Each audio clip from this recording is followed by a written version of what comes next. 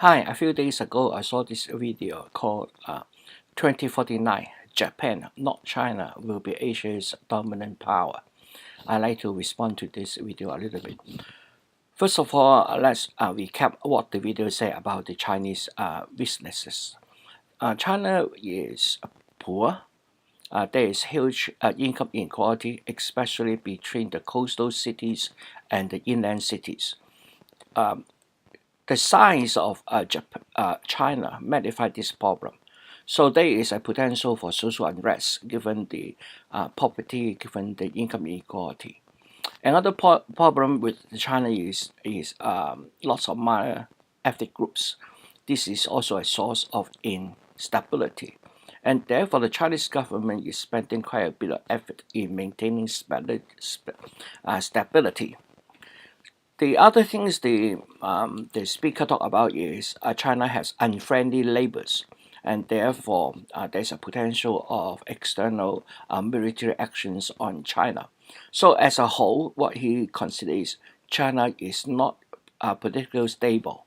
It might come from internal revolutions or come from external disputes with neighbors. So that is why he doesn't think by 2049 China is the dominant power. On the other hand, what he sees Japan's strengths are Japanese citizens do not have a lot of demands from their political parties, and therefore socially it will be quite stable. In particular, Japan is a homogeneous country. They make up of the same ethnic group, so they have a united national sense. Therefore, internally, he thinks Japan will be much more stable. Externally, Japan is not doing any saber rattling. That is in contrast to North Korea, and therefore they think Japan is also stable from the external.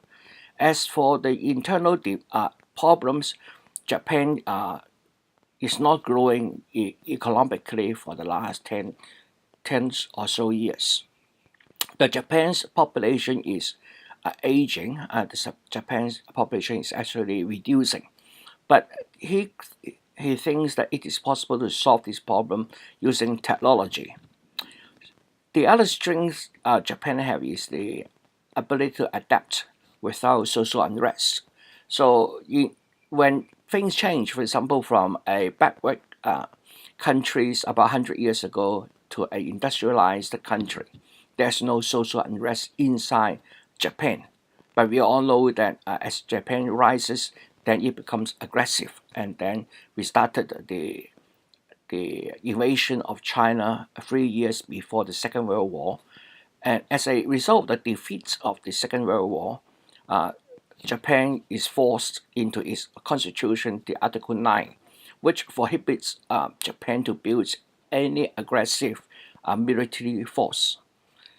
So in that sense, Japan will depend on its military alliance with United States to remain defense from the defense point of view. So Japan, according to him, doesn't see any potential of social unrest. The workers are typically very loyal to their companies, and therefore Japan can survive economic downturns much better. As for the population size decreasing, that will lead to, according to him, workers' incomes increase. The structure of wealth between Japan and China is quite different. According to him, Japan being an island state, it's surrounded by waters. You have no unfriendly neighbors. With the military alliance with United States, while keeping a very capable and technically advanced defensive military, Japan will be able to maintain stability, and therefore he thinks Japan will become the largest economic power or whatever power by 2049. Now, looking at that, we are about 22 years from 2049. This is 2017 this year. So we look at a short-term to long-term, 20 to 30 years range, see whether there's any chance of Japan overtaking or China. So my opinion is that yes, China suffered quite significantly from poverty, inequality, and size. But the good news is that the government realized this problem and it is actively trying to solve the problem. For example, the current President Xi Jinping wants to reduce poverty to zero by 2020. And mind you, the poverty line defined by the Chinese government is much lower than the average developed countries' poverty line. So even when there's no citizen officially under the poverty line, there are still very much a large number of citizens in China remain pretty poor. But in order to address this problem between the coastal cities' wealth versus inland cities' poor, the Chinese developed this idea of the One Belt One Road, basically trying to connect the Euro-Asia landmass into one big trading bloc. By doing that, that means some of the activity will be shifted to the western cities in China, and hence might improve the the well-being of those citizens in the west cities. In terms of the ethnic groups, now these minority ethnic groups has been with China for thousands of years. They are not newcomers. They have been there long, long time ago, and therefore the coexistence between the Han people and these minority groups has been roughened out, have been ongoing for thousands of years. If for thousands of years they can coexist, I don't see any reason why in this time of improving living standards there will be any unrest. In terms of keeping the country stable, any country need to spend money on it, as in the police force. But the police spending compared with military spending is always much lower, and therefore I don't see any problem in terms of the financial demand in maintaining stability. Yes, it might need some careful considerations, but it's still relatively minor given the size of China. In terms of preserving all these diversities, which the speaker think is a hindrance, but I think it is actually a positive factor.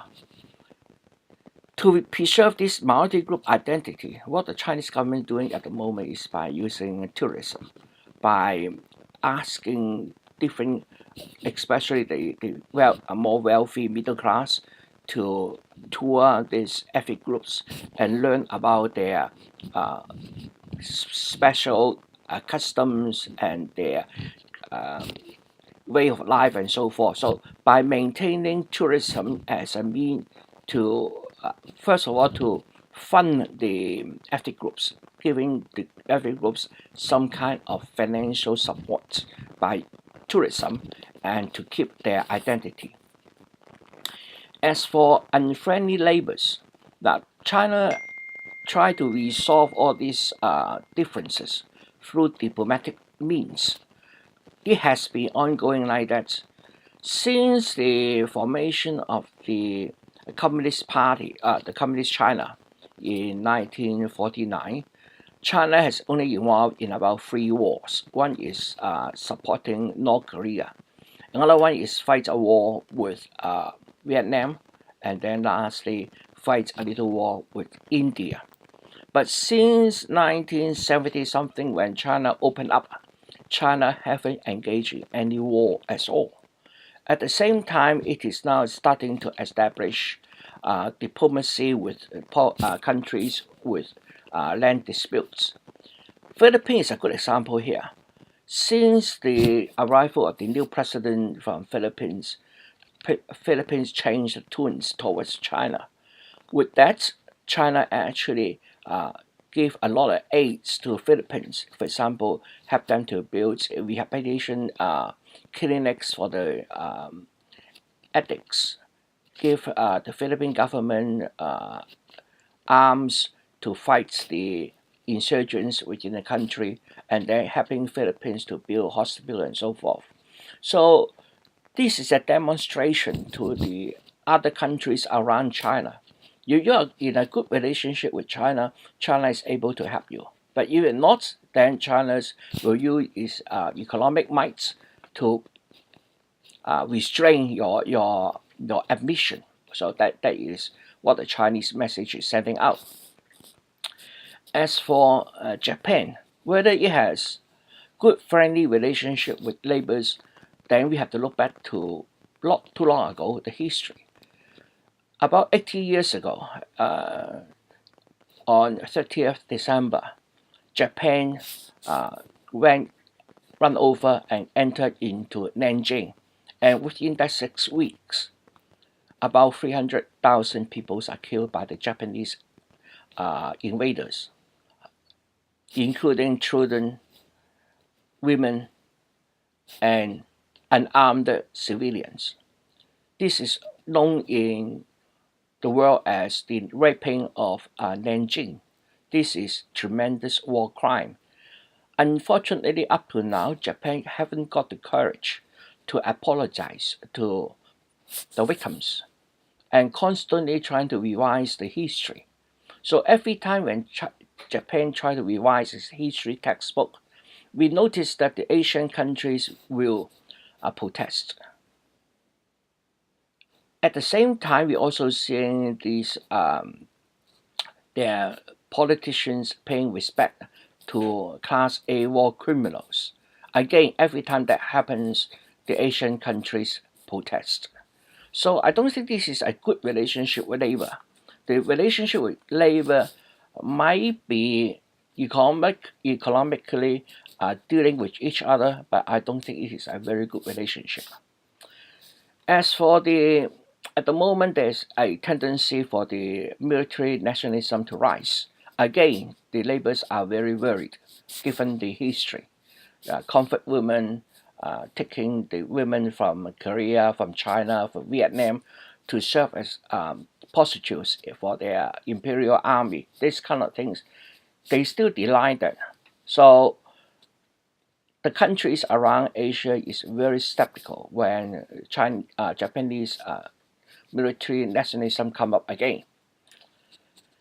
In terms of military spending, Japan is in a lot of ways a vassal state of United States because it doesn't have its own sovereignty control over the kind of military equipment they want to spend money on. They can buy it from United States, but if the United States decided not to sell it to them, they have nothing. They can't do it themselves, and they have nothing. So that is the problem with Japan's military power. In terms of industrialization, yes, Japan industrialized earlier than China, but once it is industrialized, it becomes aggressive. Whereas for Chinese industrializations, which occurs probably beginning by 1970 something, when China's opened up, China started to industrialize. What we see up to now for 30 to 40 years, China haven't used its industrialization as a result to build a strong military for invasion to other countries. The military at the moment, according to the Chinese doctrine, is still a defensive military. What China want to do, especially with the current president Xi Jinping, is trying to talk about the so-called win-win situation. They want to trade, they want to do business with people, and they want to make money. So that is what the current situation resulting from the Chinese industrialization looks like. Again, this is a sharp contrast between the two countries. In terms of inequality, Japan do have a better distribution of wealth. Its Gini index, according to Wikipedia, for 2011 compared to 2012 in China is 37.9 and 42.2. But at the same time, we also note that the Gini index for United States 48.6. So if 42.2 is a problem, then 48.6 is even a bigger problem. By the way, for Gini index, the smaller the number, that means the more equal the wealth is being distributed. As for military, mentioned above, the Japan military is limited by the defense relationship with United States. It is basically a vassal state of United States. So it don't have its own capability, and it is limited in ability to create its own capability. They can't build aircraft carriers. They can't build this kind of missiles and so forth. And theoretically, they don't have a nuclear deterrence ability as well. Compared to that, Chinese is able to do whatever they like with their military. With their military spending, there's no limit on how they want to spend their money. Of course, their military doctrine is defensive, and therefore we see Chinese spending money on more defensive counter-attack kind of development. But in terms of, say, in 2049, who is more powerful, military, China or Japan? Just remember, China have nuclear deterrence, whereas Japan doesn't have it. And therefore, in terms of military, China is much more capable, much more powerful than Japan. In terms of population, I do argue size do matter.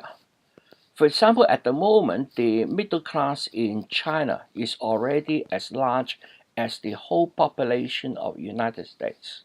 So if we say United States is a big market, then China is a much bigger market, because that means whatever Chinese do, they can do it with equal economic strength within its own domestic market. Yes, the per capita GDP is nominally, at the moment, the GDP of China is about half of United States. China has about 4 times the population of United States. So nominally, per capita, China people is about 1/8 the wealth of United States.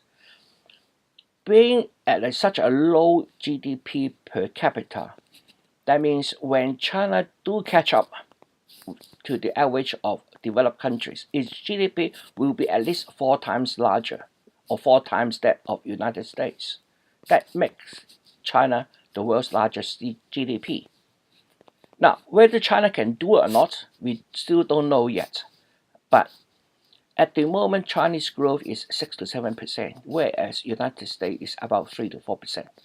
So if we take that as an indication, and if we assume, say, in the next 10 or 20 years, China maintain this 6 to 7%, whereas United States maintain at around 3%, then China is able to catch up with the United States in terms of GDP. And we'll talk about the per capita increase. So the question now is whether China can maintain a 6 to 7%.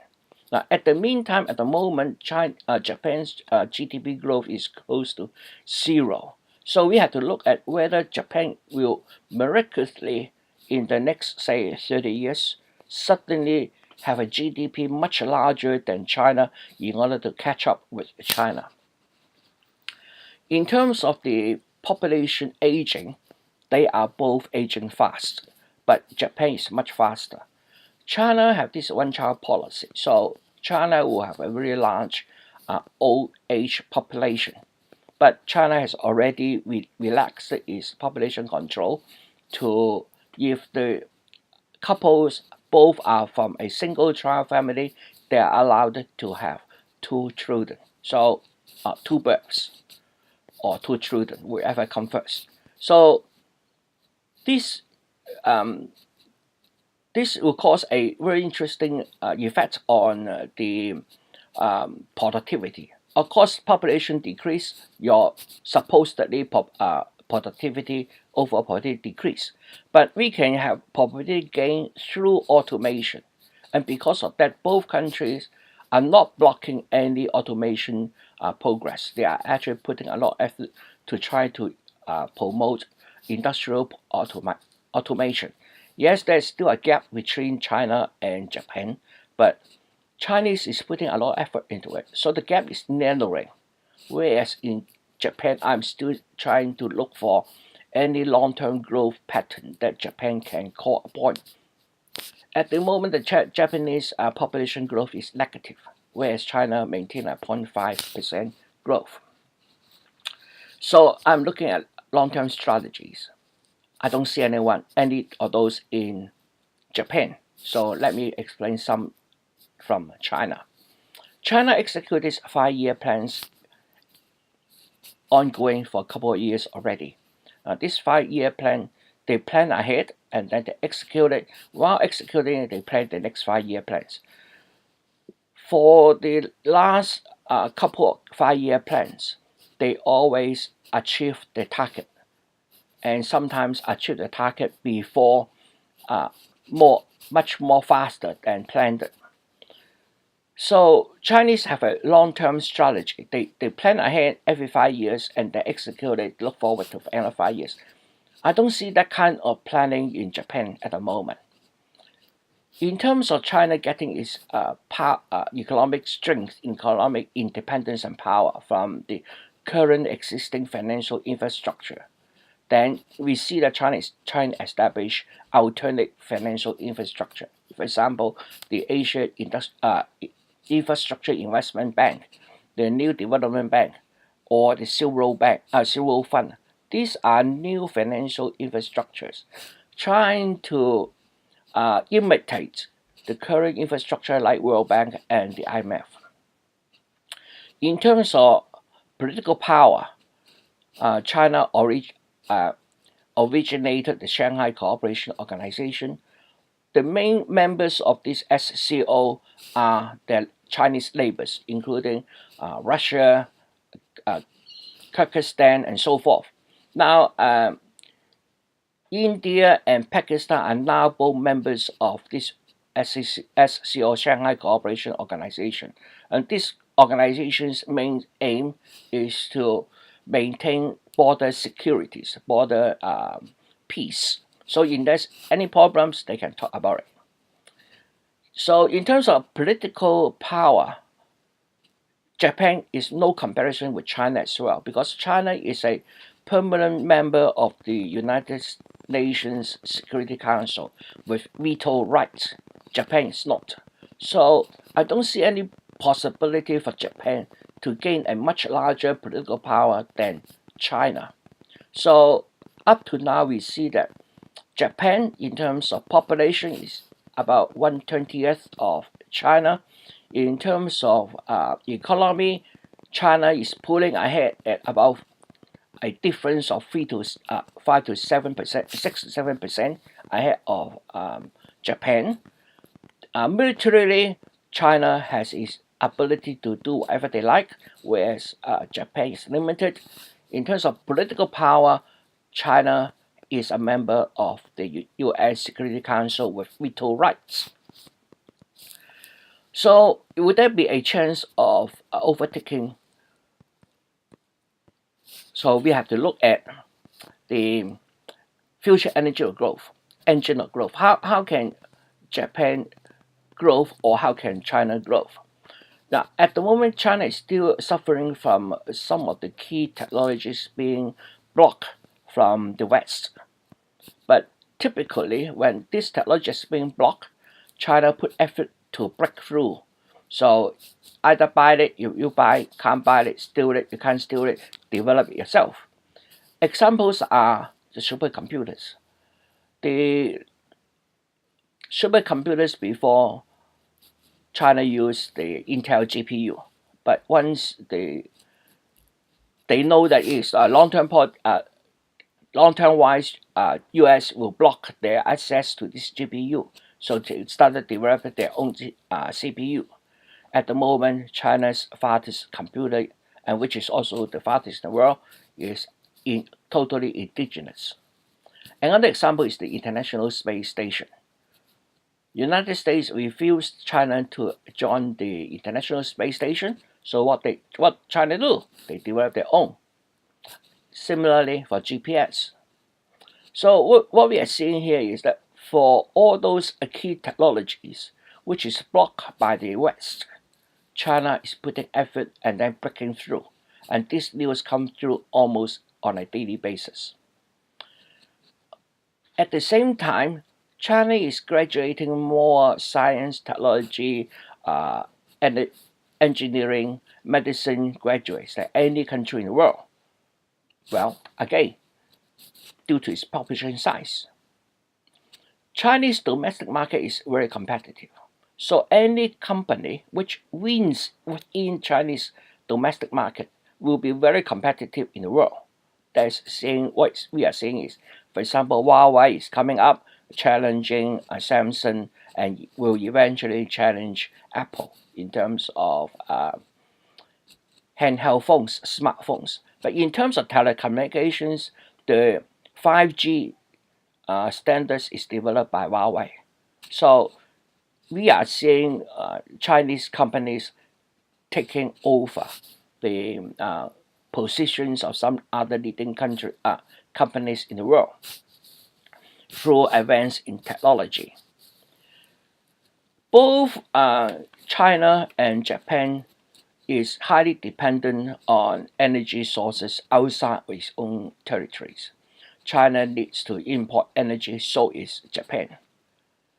But China has a alliance with Russia, and therefore China is building oil pipes and gas pipes from Russia to supply its energy needs, whereas Japan has to depend on ship to import its energy. So in terms of long-term energy securities and energy prices, China will be getting a cheaper price than Japan. At the same time, again, China has its own strategic advantage to develop the kind of technology it wants. So China is also putting a lot of effort in nuclear energy, including both fission and fusion. Chinese fusion technology is already able to maintain 60 million degrees for almost 2 minutes. We also know that China is developing a lot of renewable energy. So energy-wise, China will be diversifying and making the energy source much more widespread, whereas Japan is limited to a little bit of nuclear energy from companies outside of Japan, as well as by importing through shipments. Finally, for future growth engines, you need a human. You need smart people breaking through in technologies, in business model, and so forth. Both Japan and China has a very high quality citizens. Both are motivated, hardworking, but the size make a big difference. It is a 20-to-1 advantage to China.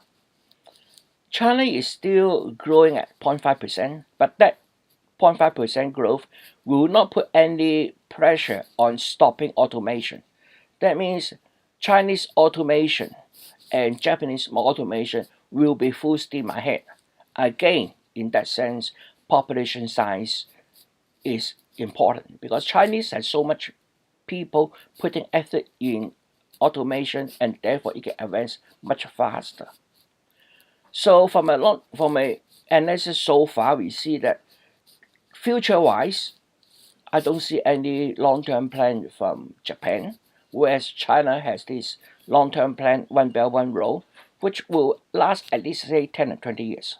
So in the next 10 or 20 years, we can quite confidently assume China is able to maintain a 6 to 7% growth rate, whereas maintaining such a growth rate for Japan, I don't see any possible strategy.